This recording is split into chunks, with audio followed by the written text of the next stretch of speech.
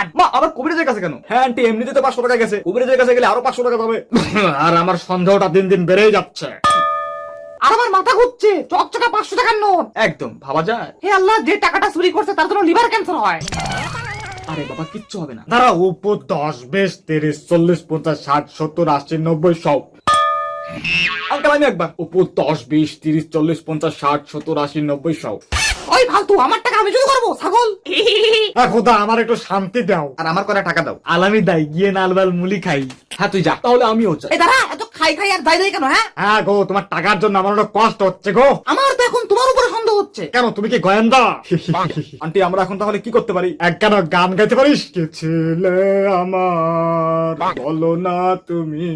রয়েছি আগের মতো এখনো আমি।